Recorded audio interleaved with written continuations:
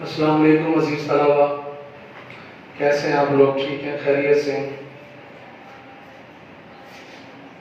دوسرے باب کا ہمارا دوسرا ٹاپک چل رہا ہے نماز، اور اس نماز کا ایک لیکچر آپ پہلے سن چکے ہیں۔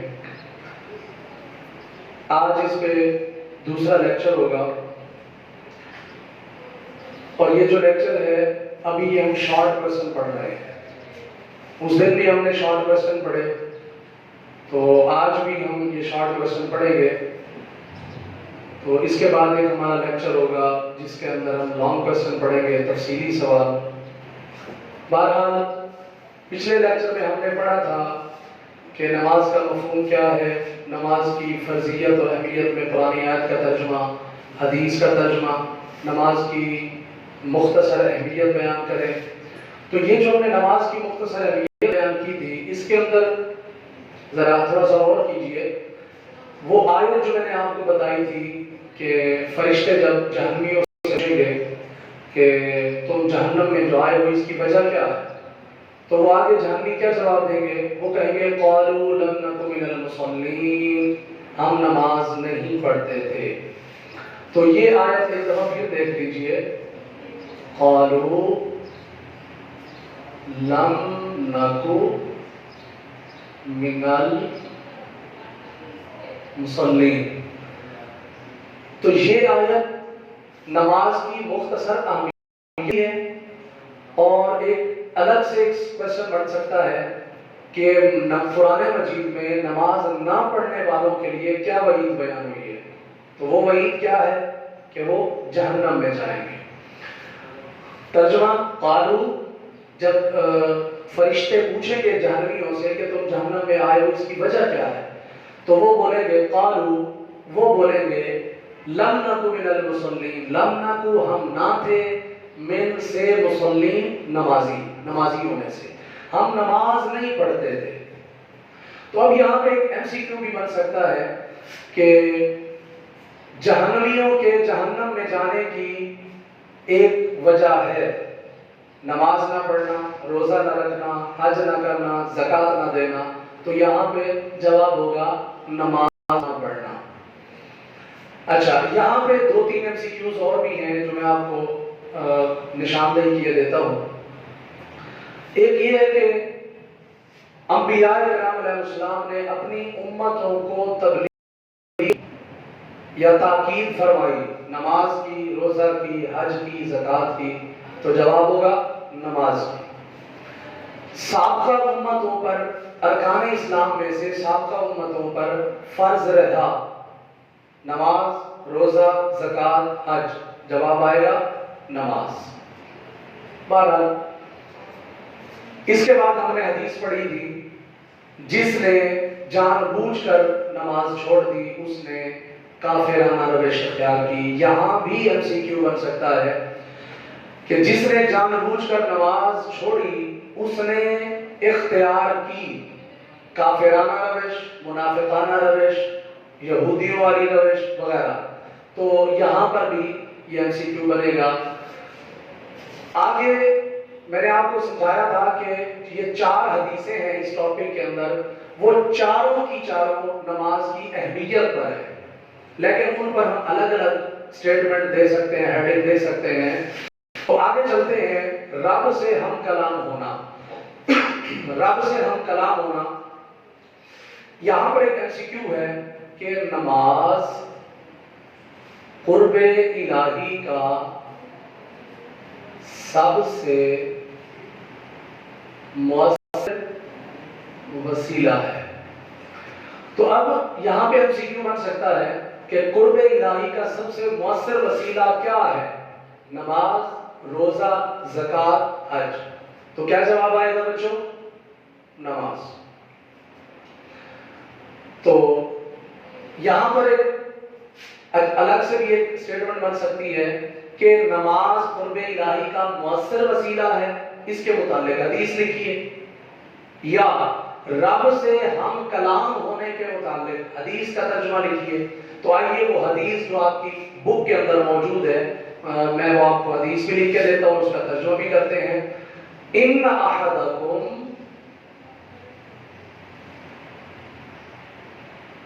اذا صلی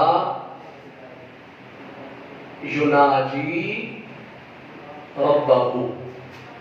ترجمہ دیکھیے، ان بے شک، احدکم تم میں سے کوئی ہے، اذا جب، صلی نماز پڑھتا ہے، یناجی خفیہ گفتگو کرتا ہے، چپکے سے بات کرتا ہے، ربہ اپنے رب سے. ترجمہ سمجھ آ گیا کہ جب بھی تم میں سے کوئی شخص نماز پڑھتا ہے تو وہ چپکے چپکے اپنے رب سے ہم کلام ہوتا ہے. اب یہاں پر ایک ایم سی کیو بھی ہمارے سامنے آیا کہ کس عبادت میں انسان اپنے رب سے ہم کلام ہوتا ہے؟ نماز، روزہ، زکوٰۃ، حج. تو جواب کیا آئے گا؟ نماز. آگے چلتے ہیں. قیامت کے دن سب سے پہلے سوال کس چیز کا ہوگا؟ ایم سی کیو. نماز، روزہ، حج، زکوٰۃ. تو جواب کیا آئے گا؟ نماز. تو اس کے متعلق حدیث، اول ما سئل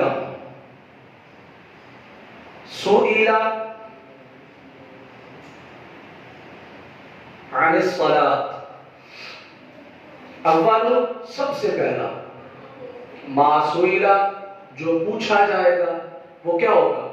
سئل پوچھا جائے گا عن الصلاۃ نماز کے بارے میں. یعنی قیامت کے دن جو سب سے پہلے سوال کیا جائے گا وہ نماز کا ہوگا. اس کے اور بھی ایک حدیث پاک ہے، اول ما یحاسب به العبد الصلاۃ. یعنی قیامت کے دن جو سب سے پہلا بندے سے سوال کیا جائے گا وہ نماز کا ہوگا. تو یہاں ایم سی کیو بھی یہ بن سکتا ہے کہ سب سے پہلا سوال قیامت کے دن کس چیز کا ہوگا؟ صلاۃ، نماز. پیارے بچوں، آگے یہ جو لانگ کوسچن ہے نماز کے انفرادی اور اجتماعی فوائد، اس میں سے بھی ایک شارٹ کوسچن بن سکتا ہے. کیونکہ آپ کو پتا ہے کہ میں ابھی آپ کو شارٹ کوسچن تیار کروا رہا ہوں. لانگ کوسچن ہم بعد میں کریں گے آخر میں، تو پہلے ابھی ہم شارٹ کوسچن کر رہے ہیں. تو اس لانگ کوسچن میں بھی ایک شارٹ کوسچن بنتا ہے. وہ کون سا؟ نماز کے چند فوائد لکھیں. یہ ایک شارٹ کوسچن ہے. تو نماز کے جو انفرادی اور اجتماعی فوائد ہیں ان میں سے ہم تقریباً 4 ایک کی ہیڈنگ بنا کے دے سکتے ہیں. وہ 4 ایک کون سی؟ یہ شارٹ کوسچن کا میں جواب دے رہا ہوں. بندگی کا احساس، نمبر 1. نمبر 2، قرب الہی کا احساس. نمبر 3، فطرت ثانیہ. نمبر 4،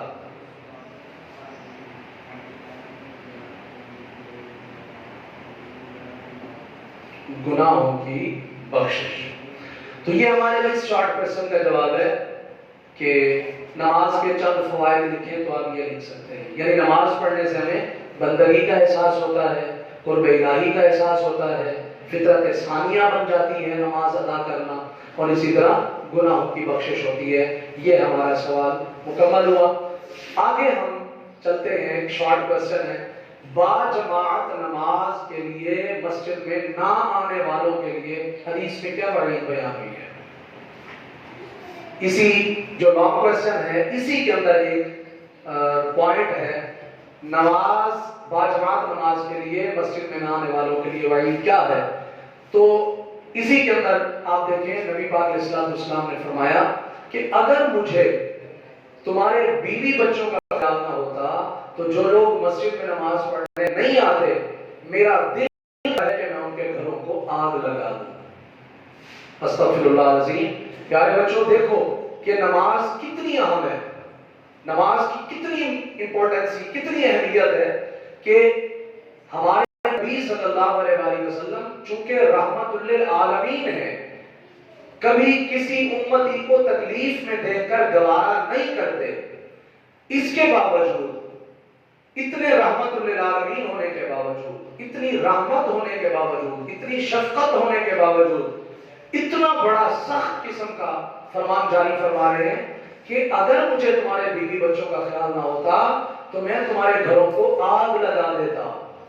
استغفر اللہ، کتنی اہمیت ہے نماز کی۔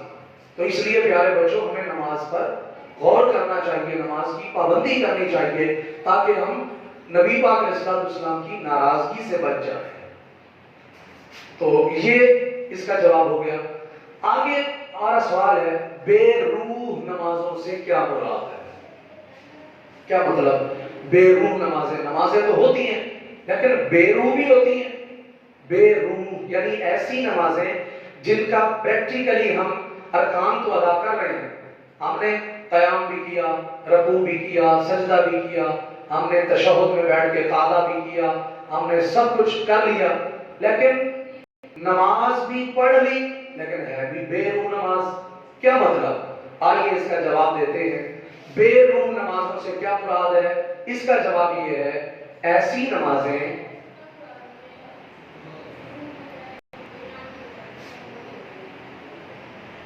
جن میں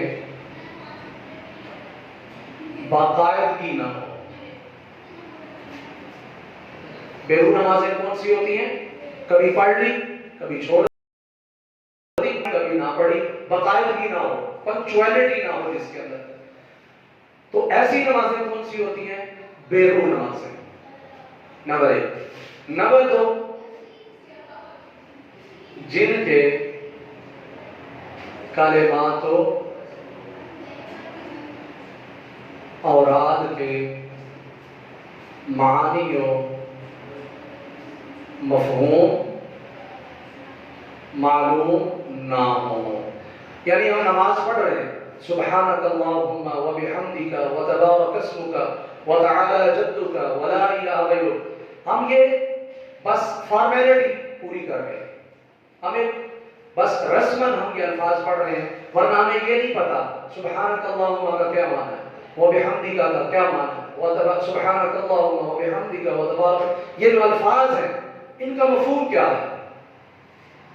تو پیارے بچوں، یہ میری آپ کو دعوت ہے کہ آپ ایک دفعہ نماز کا ترجمہ یاد کریں اور پھر نماز پڑھ کے دیکھیں۔ جب آپ قیام میں کھڑے ہوں گے اور اللہ کی بارگاہ میں حاضر ہو کر عرض کریں گے سبحانک اللہم و بحمدک و تبارک اسمک و تعالی جدک و لا الہ غیرک، یہ ابھی بھی آپ پڑھتے ہیں، آپ کو معنی مفہوم نہیں آتا، لیکن ترجمہ اور معنی مفہوم یاد کرنے کے بعد ایک دفعہ پڑھ کے دیکھیں کتنا لطف آتا ہے، کتنا مزہ و سرور آتا ہے جب آدمی یہ کہہ رہا ہو سبحانک اللہم، یا اللہ تو پاک ہے، وبحمدک، ساری تعریفیں تیرے لیے ہیں، وتبارک اسمک، تیرا نام بڑا برکت والا ہے، تعالی جدک، تیرا مرتبہ سب سے بلند ہے، ولا الہ غیرک، اور تیرے علاوہ کوئی عبادت کے لائق نہیں ہے۔ جب پیارے بچوں یہ ہم ترجمہ ذہن میں رکھ کے نماز پڑھیں گے تو پھر نماز بے روح نہیں رہے گی، بلکہ اس کے اندر خشوع و خضوع پیدا ہو جائے گا اور وہ نماز ہمارے لیے روحانیت والی بن جائے گی۔ تو دوسرا اس کا پوائنٹ کیا ہے کہ جن کے کلمات اور معانی، کلمات اور اوراد یعنی جو ہم الفاظ پڑھتے ہیں ان کے معنی اور مفہوم معلوم ہو۔ نمبر ایک یہ، اور نمبر دو یہ۔ نمبر تین، تیسرا پوائنٹ کیا ہے؟ ایسی نمازیں جن میں خشوع و خضوع نہ ہو، یعنی نماز ہم پڑھ رہے ہیں بس صرف وہ فریضہ ادا ہو رہا ہے، اس کے اندر خشوع و خضوع نہیں ہے، ہر رکن جو ہے وہ تسلی سے ادا نہیں ہو رہا، بڑے اطمینان سے، تسلی سے، تدریج کے ساتھ ادا نہیں ہو رہا، بس آئے قیام کیا، جلدی جلدی الفاظ بولے، رکوع کر دیا، رکوع سے کھڑے ہوئے پھر سجدے میں چلے گئے، یعنی بس جلدی جلدی نماز ادا کی، خشوع و خضوع نہیں ہے، اس کے اندر روحانیت نہیں ہے۔ اسی طرح چوتھا ہمارا پوائنٹ ہوگا ایسی نمازیں جن میں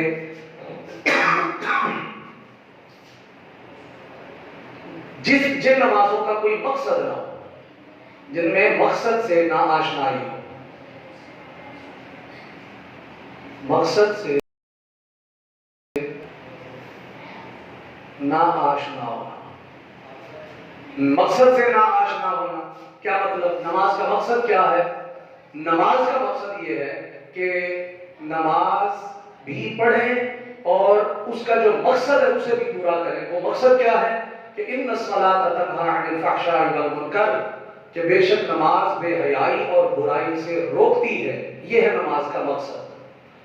मतलब नमाज पढ़ें और बेहयाई और बुराई से रुक जाएं, तब तो मकसद पूरा होगा। अगर नमाज भी पढ़ें और बेहयाई और बुराई से ना रुके, बाज ना आए, तो इसका मतलब है मकसद से नाआशना है, मकसद पूरा नहीं हुआ। तो ऐसी नमाजें कौन सी होंगी? बेरूह नमाजें। बेरूह नमाजों से क्या मुराद है? ये 4 पॉइंट आप लिख सकते हैं। अब आखिरी हमारा सवाल है, नमाज के अहम मकसद के मुताबिक आयत का तर्जुमा। आपकी बुक के अंदर आयत दी हुई है, देखिए जरा। इन्न सलाता तन्हा अनिल फहशाई वल मुनकर, बेशक नमाज तन्हा रोकती है, अन से, अल फहशा बुराई, बेहयाई, वल मुनकर और बुरी बात से। बेहयाई और बुरी बात से, बेशक नमाज रोकती है बेहयाई और बुरी बात से। यहां पर भी एक एमसीक्यू बन सकता है। बेशक बुराई और बेहयाई से रोकती है। नमाज, ज़कात, रोजा, हज, कोई भी आप ऑप्शन दे सकते हैं। तो इस तरह ये आज का हमारा लेक्चर इख्तिताम की तरफ जा रहा है। आखिर में मैं आपको चंद एक और भी जरूरी बातों की तरफ मुतवज्जे करता हूँ। मसलन प्यारे बच्चों, ये नमाज का जो टॉपिक हम पढ़ रहे हैं, इसके लिए जो नमाज हम पढ़ते हैं उसके लिए कुछ लवाज़िम है, कुछ चीजों की जरूरत होती है।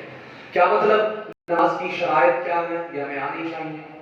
नमाज की शराइत क्या है? मसलन कपड़े पाक यानी तहारत, कपड़े पाक होना, जिस्म पाक होना, जगह का पाक होना, इसी तरह किबला रूह होकर नमाज पढ़ना, इसी तरह जिस्म का सत्र औरत, जो मर्द और औरत का जो नगेज है, जो सत्र औरत जिसको छुपाना जरूरी है, उसका छुपा हुआ होना। इसी तरह नमाज की फिर कुछ फराइज भी हैं। तो प्यारे बच्चों, ये चीजें जो हैं हमें इनकी तरफ भी तवज्जो करनी चाहिए। अब इतना वक्त नहीं कि मैं आपको पूरी डिटेल की तरफ ले जाऊं। आप कोई भी नमाज की बुक ले लें या आप गूगल से सर्च कर लें नमाज का सुन्नत तरीका। आप ये लाजमी तौर पे इसको पढ़ें, समझें और उसके मुताबिक नमाज पढ़ें, प्रैक्टिकल करें और कोशिश करें कि नमाज की पाबंदी करें। अल्लाह ताला से दुआ है अल्लाह हम सबको अमल की तौफीक बख्शे।